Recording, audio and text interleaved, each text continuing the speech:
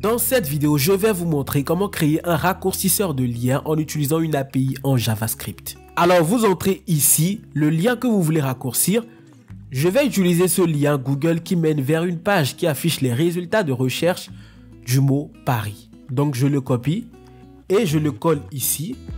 Puis ensuite vous cliquez sur le bouton raccourcir. Et là vous voyez, vous avez votre lien qui a été raccourci. Et je clique sur ce bouton là pour copier ce lien qui a été raccourci. Ensuite, je clique sur OK. Maintenant, je colle ce nouveau lien là dans mon navigateur. Et là, vous voyez, nous sommes redirigés vers la page de départ. Allez, avant qu'on ne commence, likez cette vidéo pour soutenir la chaîne et abonnez-vous si possible. Sans plus tarder, on y va. Alors, pour commencer, téléchargez dans la description ces deux images, copy.png et stnarlink.png.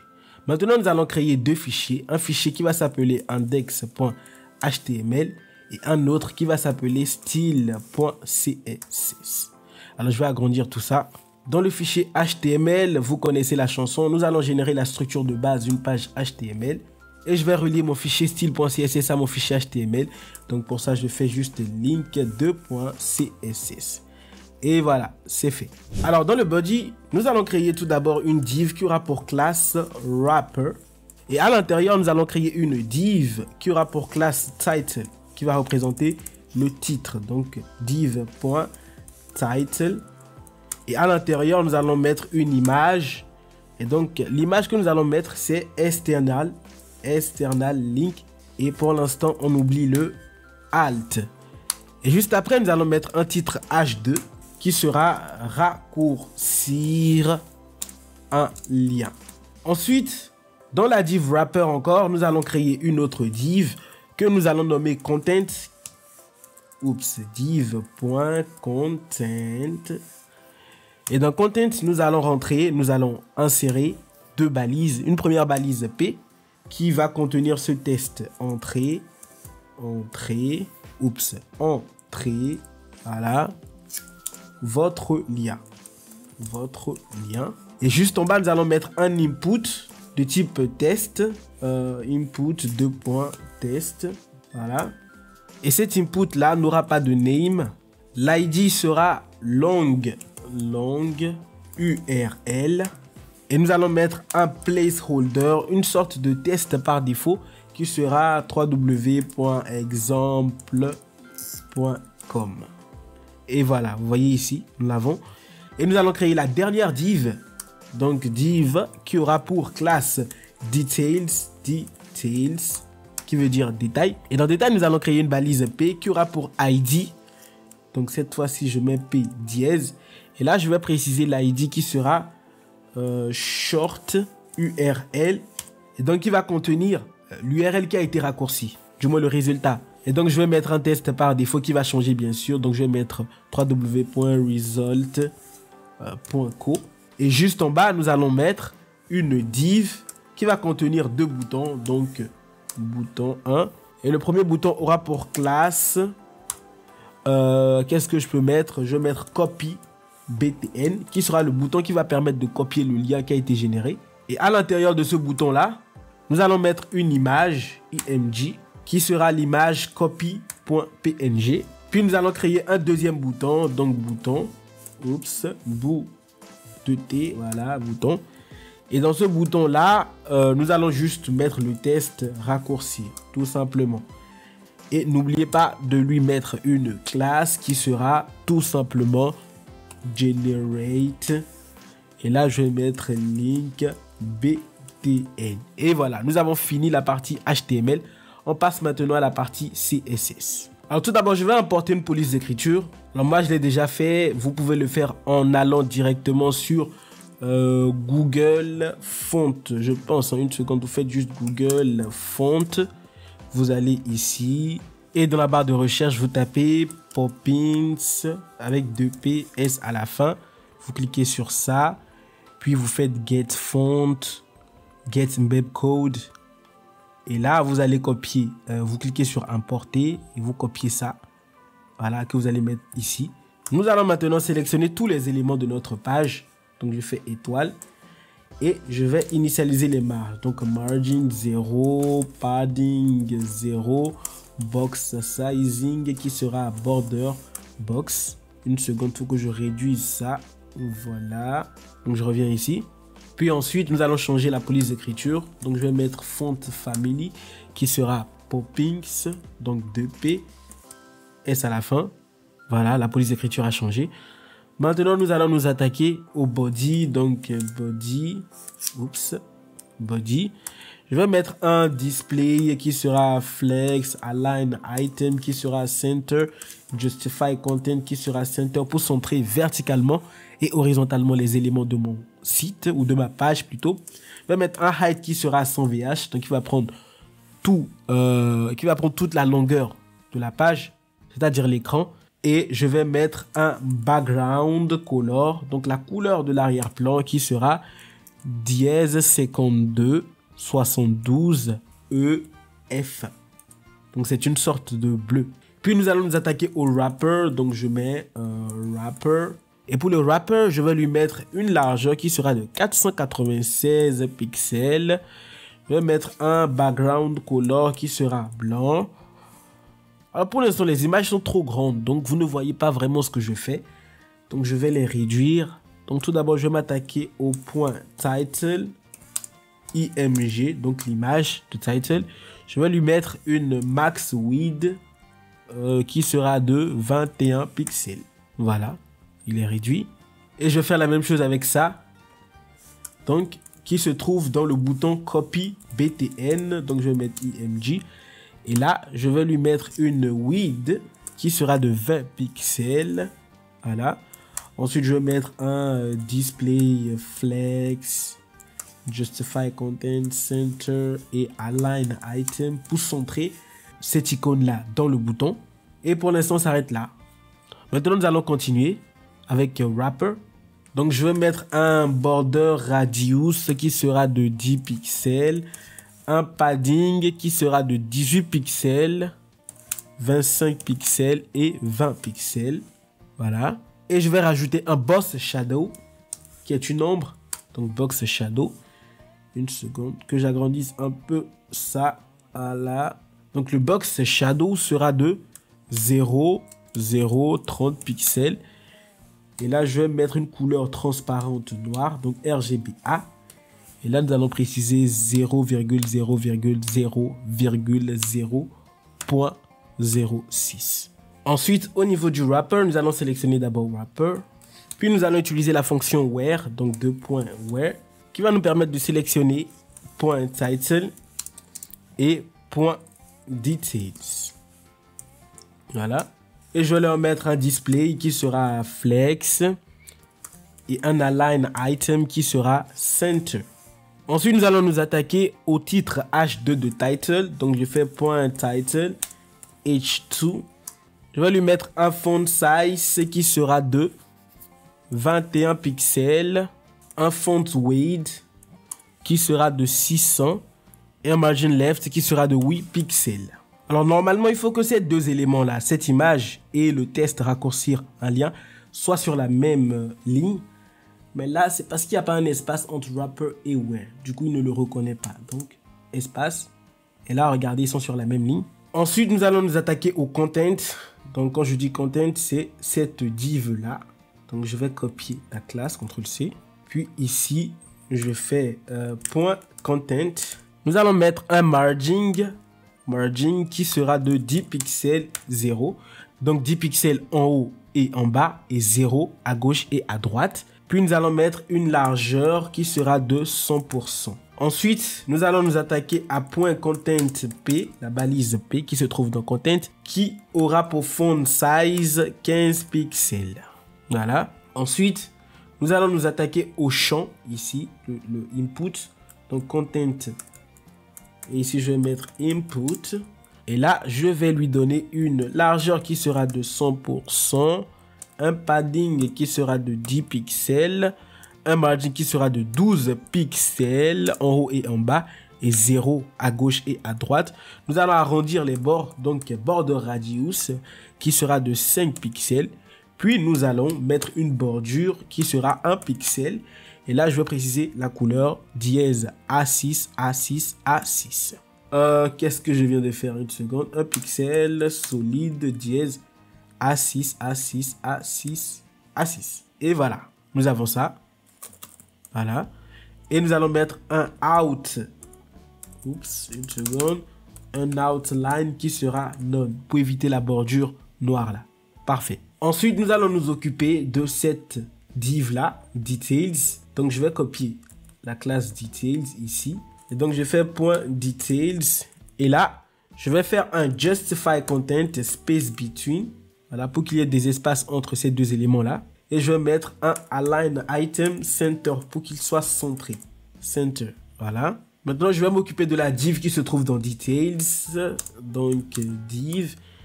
Et je vais préciser un display qui sera flex. Et un align item qui sera center. Oups, center. Voilà, vous voyez ces deux boutons là, ils sont bien centrés. Et maintenant, nous allons nous occuper de short URL. Donc, short URL qui correspond à ce P là. Voilà, ça. Donc, il va contenir notre résultat. Donc, tout d'abord, je vais lui mettre un font style. Donc, qui sera italique. Voilà. Un font size qui sera de 13 pixels. Et je vais lui changer la couleur. Donc, color qui sera dièse. Voilà. Et ici, c'est pas 1 pixel, c'est plutôt 13 pixels. Voilà, nous avons le résultat ici. Puis, nous allons nous attaquer à ce bouton-là, le bouton qui permet de faire la copie. Donc, je mets point copy btn. Je vais lui mettre un background color qui sera blanc. Un padding qui sera de 9 pixels en haut et en bas et 15 pixels à gauche et à droite. Je vais lui mettre un border radius pour arrondir les bords qui sera de 5 pixels. Une bordure, je vais utiliser la même bordure que j'ai utilisée pour input. Donc je copie ça, que je vais coller ici. Et je vais mettre un margin left. Un margin left qui sera de 10 pixels pour avoir un espace ici. Non, pas margin left, c'est plutôt margin right, c'est-à-dire à sa droite. Voilà. Et enfin, nous allons nous attaquer à ce bouton raccourcir qui a pour ID Generate Link BTN. Donc ça, c'est facile, voilà. Et nous allons mettre un border none. Donc nous ne voulons pas de bordure. Un outline aussi qui sera none. Une couleur qui sera blanche. Puis, nous allons mettre un font size qui sera de 14 pixels. Nous aurons un curseur qui sera pointeur. Nous aurons aussi un padding qui sera de 9 pixels en haut et en bas, puis 15 pixels à gauche et à droite. Ensuite, nous aurons un background. Oups, une seconde. Ici, c'est pixels. Voilà. Alors, pour l'instant, on ne voit pas les résultats. C'est parce que Generate Link n'est pas un ID, c'est plutôt une classe. Donc, mettez point ici. Et voilà, on commence à voir le résultat. Et je vais mettre un background color.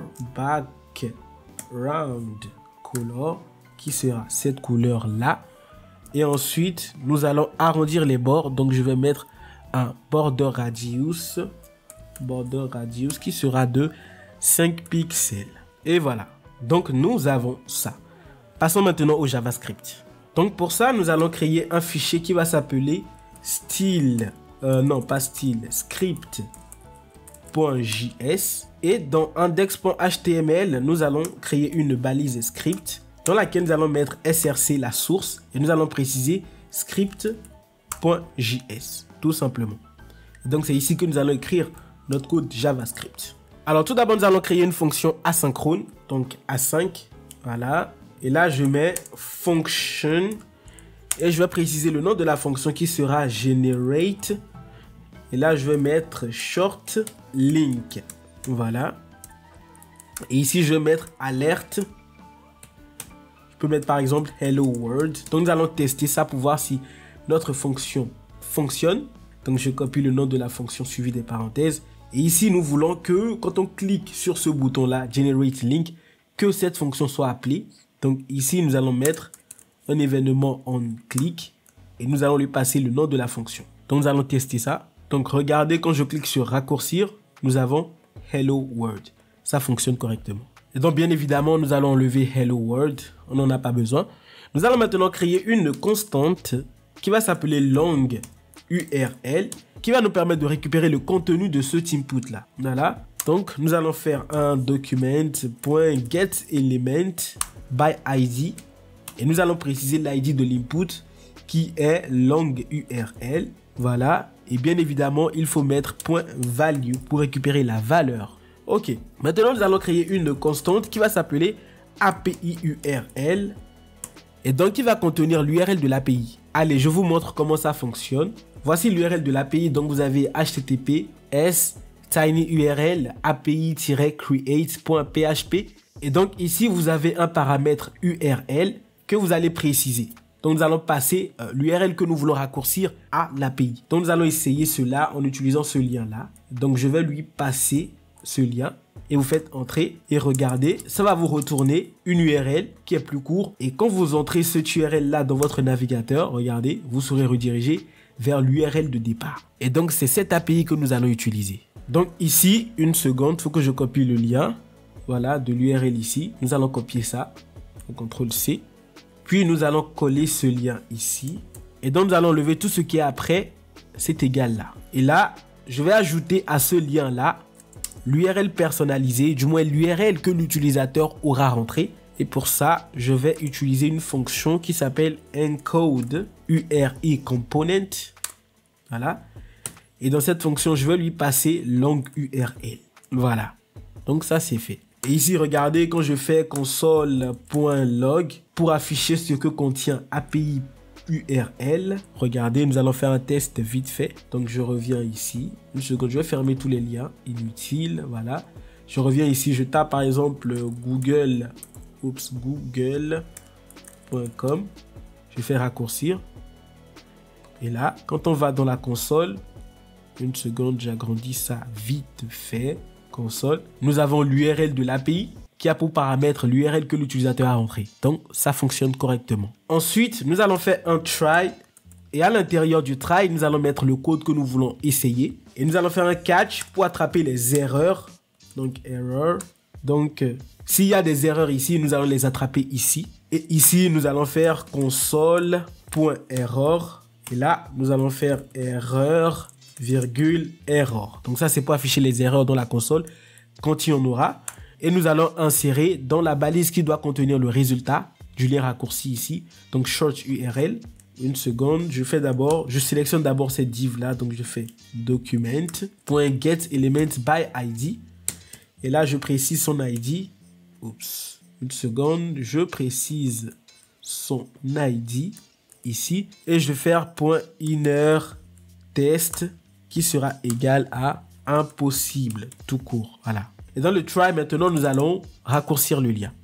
Donc tout d'abord, nous allons créer une constante, voilà, qui va s'appeler response. Et là, nous allons appeler l'API. Nous allons appeler cette API là. Nous allons faire une requête get.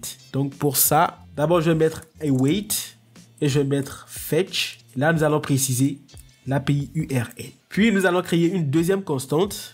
Donc, constante pour récupérer la réponse de l'API. Et donc, cette constante-là va s'appeler short URL, qui sera directement l'URL qui a été raccourci. URL en minuscule, voilà.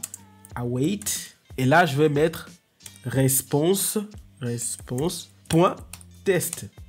Donc, nous allons formater la réponse de l'API en test. Et je vais mettre des points-virgules qui ne sont pas vraiment nécessaires. Hein. C'est juste une question de style. Et surtout, n'oubliez pas de mettre await parce que c'est une fonction asynchrone. Et donc, il faut que ces lignes de code-là, du moins ces instructions-là, s'exécutent correctement avant de passer aux instructions suivantes. Et maintenant, nous allons faire une condition. Nous allons vérifier. Donc, tout d'abord, je fais if. Nous allons vérifier si short URL est bien valorisé, c'est-à-dire contient le résultat. Et ici, nous allons mettre sinon. Donc, si ça contient le résultat que l'on cherche, une seconde, je vais réduire ça, voilà. Donc, si ça contient le résultat, nous allons insérer dans short URL le résultat. Donc, inner test. Et là, je vais préciser, non pas impossible, mais plutôt la valeur de short URL, tout simplement. Et sinon, ça veut dire qu'il y a forcément une erreur au niveau de l'API. Donc là, je vais renvoyer une erreur. Donc, throw new error. Et là, je vais préciser erreur, tout simplement. Et ici, c'est pas réponse en majuscule, c'est plutôt réponse en minuscule qui va correspondre à cette constante-là. Donc, j'ai fait une erreur. Ah, voilà, ici, il manque un S, donc réponse, voilà. Maintenant, nous allons voir si ça fonctionne correctement. Ici, je vais mettre un lien, donc ce lien-là, je fais raccourcir. Et là, vous voyez, nous avons notre lien qui a été raccourci. Je copie ça, je le mets ici. Et voilà, ça fonctionne correctement. Maintenant, il faut que, quand on va cliquer sur ce bouton-là, qu'on copie automatiquement ça. Donc, nous allons créer une fonction pour cela. Donc, une seconde, je vais réduire tout ça. Et en dehors de cette fonction-là, nous allons créer une nouvelle fonction. Oups, une seconde. Je vais créer une fonction qui va s'appeler copy short. Et là, je vais préciser URL, parenthèse, accolade. Voilà. Maintenant, on veut que quand on clique sur le bouton, une seconde, je copie d'abord le nom de la fonction. Et ici, quand on clique sur ce bouton-là, on veut invoquer cette fonction, on veut l'appeler. Donc ici, je vais mettre on click. Et là, je précise le nom. Voilà. Donc tout d'abord, nous voulons récupérer l'élément HTML avec l'identifiant short URL. Donc cet élément-là, vous voyez. Donc je vais copier ça. Voilà. Et je vais créer une constante ici. Donc une constante qui va s'appeler short URL. Et là, je vais mettre element. Voilà. Voilà pour récupérer cette div. Ou du moins ce P là, ce paragraphe. Puis nous allons créer une nouvelle plage de sélection. Donc pour ça, je vais créer une constante qui va s'appeler range et qui sera égale à document.create range. Voilà. Ensuite, nous allons sélectionner tout le contenu de l'élément récupéré. Dans ce cas, l'URL raccourci. Donc pour ça, vous faites juste range.select node. Et là, je vais préciser short URL element. Ensuite, nous allons supprimer toutes les plages de sélection existantes. Donc pour ça, vous faites juste Windows ou Windows tout court .get selection. Donc get selection. Et là, je fais .remove all range. Voilà. Ensuite, nous allons ajouter la plage de sélection créée à la sélection de l'utilisateur. Donc pour ça, nous allons utiliser la get selection. Et au lieu de remove, cette fois-ci, nous allons juste faire add range. Et là, nous allons rajouter le range ici, tout court. Voilà. Et nous allons exécuter la commande de copie du test sélectionné dans le presse-papier de l'utilisateur. Pour ça, vous faites juste document.exec command. Et là, je vais mettre copy. Voilà. Et ensuite, nous allons supprimer à nouveau toutes les plages de sélection. Donc, vous copiez ça et vous le mettez tout en bas. Voilà. Et nous allons afficher dans la console, ou du moins, nous allons faire une alerte plutôt à l'utilisateur et on va lui dire lien copié. Et là, nous allons lui préciser le lien qui a été copié. Donc, je mets plus. Il suffit juste de faire short element. Et là, je fais .inner test. Et voilà. Donc, nous allons essayer cela maintenant. Donc, je vais coller ce lien-là. Oups, une seconde. Je copie ce lien-là. Je le colle ici. Voilà. Raccourci. Vous voyez. Ensuite, je clique sur ce bouton-là. Et il me dit lien copié. OK. Je reviens ici. Je colle mon lien ici. Et bim, ça fonctionne correctement. Maintenant, vous savez comment créer un raccourcisseur de lien. Allez, abonnez-vous et likez cette vidéo. Et on se retrouve pour la prochaine vidéo.